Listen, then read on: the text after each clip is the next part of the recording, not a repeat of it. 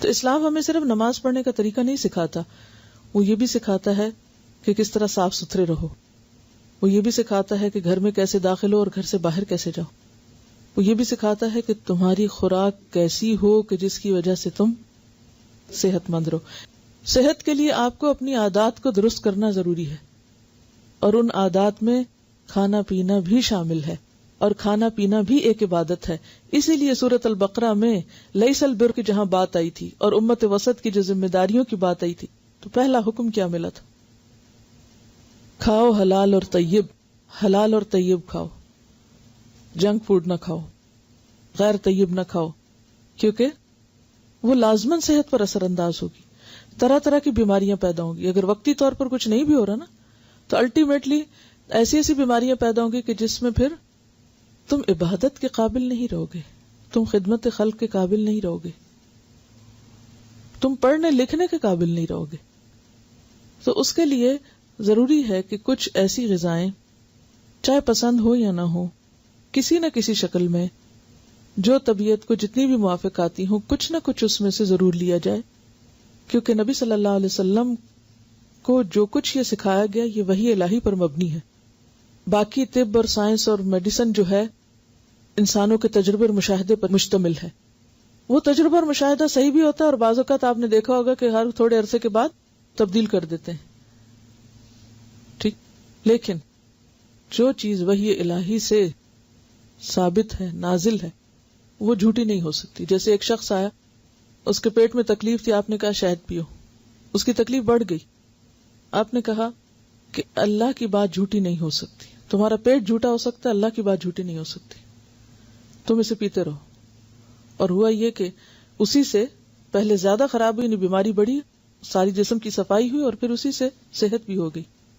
تو ان چیزوں میں لازماً ایک حکمت ہے، اور اگر ہم انہیں صرف ٹیسٹ کے لیے یا صرف غذائیت کے لیے بھی کھاتے ہیں تو بھی ٹھیک ہے، لیکن اگر سنت سمجھ کر اور اپنے مقصد کی تکمیل کے لیے ایک ٹول سمجھ کر استعمال کریں گے تو اس میں اجر بھی ہے. تو بھائی کہ ایک کام صرف ہم ٹیسٹ کے لیے کریں یا وقتی فائدے کے لیے کریں، کیوں نہ ہم اس کو بڑے فائدے کے لیے کریں. اور وہ بڑا فائدہ کیا ہے؟ اجر، آخرت کا فائدہ. کر ہم دنیا کا کام رہے ہیں، کھا پی رہے ہیں اور ساتھ ثواب بھی کما رہے ہیں. تو یہی عقل مندی ہے نا، یہی حکمت ہے.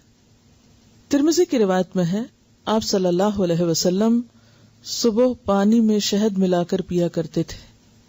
یہ پیٹ کی تمام بیماریوں کا بہترین علاج ہے.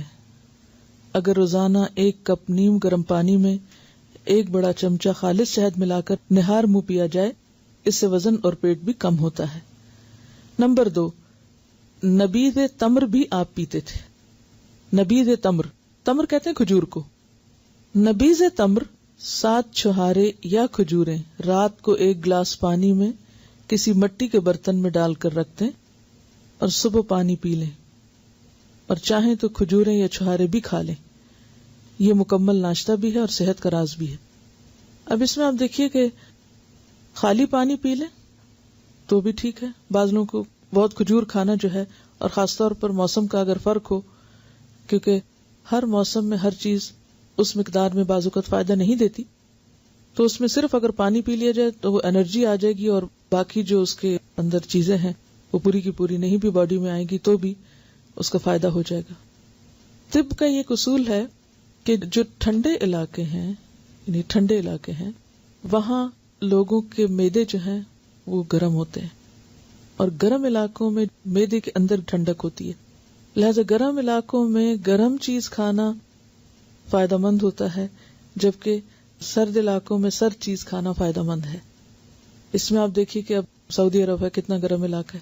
کھجور پیدا ہی کہاں ہوتی ہے؟ گرم علاقوں. آم کب پیدا ہوتے ہیں؟ گرمیوں میں. تو جب یعنی باہر ماحول گرم ہوتا ہے اور جسم کے باہر کا ٹیمپریچر گرم ہوتا ہے تو انسان کا معدہ اندر سے، یعنی کہ فطرت کا نظام ایسا ہے، اور اگر باہر ٹھنڈک ہے تو انسان کے اندر گرمی ہے.